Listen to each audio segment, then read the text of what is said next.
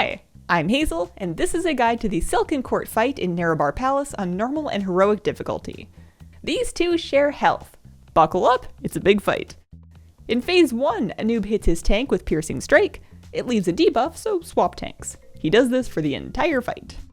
Call of the Swarm summons Scarab adds that fixate, kite them, disrupt them with CC, and kill them. Impaling Eruption is a frontal cone to avoid.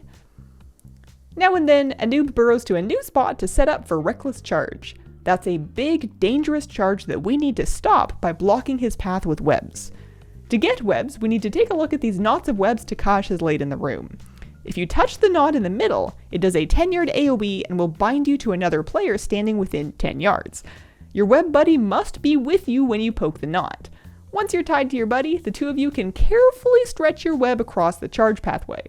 If you get too far from your partner, the bond will snap, so move together and stretch the web just across the charge path. Tripping the boss once will stun him on normal, making him take 100% more damage for the next 12 seconds. Meanwhile, Takazj has been doing a couple other things. Venomous Rain marks a few players with AOEs, keep those off the raid, and Skittering Leap repositions the boss to make sure the melee get their steps in. After about 2 minutes, Takazj ports to the middle for our first intermission. She gets an absorb shield that we have to DPS through to move on. Meanwhile, she's lighting up the room with these webby wedge attacks that we need to dodge. They take a few seconds to erupt, so stand on clean floor when you can, or on the most recent wedge if you have to.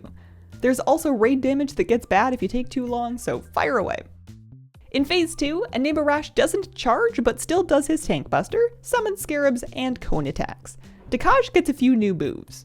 Web Vortex will yank the raid into her and web pairs of players together.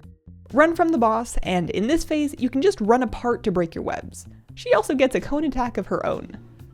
We have a new dispel mechanic for phase 2 called Stinging Swarm. This is a magic dot that jumps to the nearest target when it's dispelled. If it lands on Takazj, it gets a 14-second duration and 3 stacks of it will stun her. We need to use this to disrupt her ultimate in this phase, Cataclysmic Entropy. So she ports and starts charging up her Cataclysm. Players with Stinging Swarm need to run to her and get dispelled carefully. The boss must be closer to you than any player for the dispel, or else you're just going to bounce the swarm around.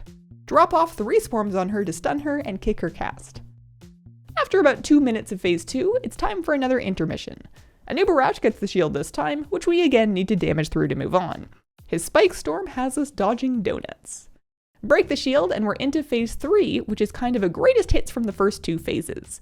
Anub'arash gets his charge back, and we once again need to stop it with webs, but instead of getting them from eggs, now we need to keep and use the webs that we get during the web vortex pull-in.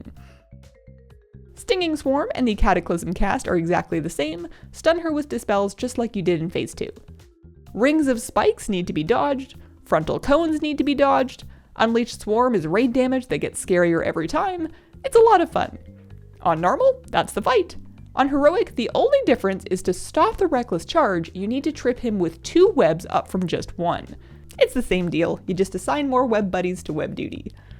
And that's the Silken Court. Thanks for watching, I've got more raid guides if you want them, and have a wonderful, wonderful day. Bye!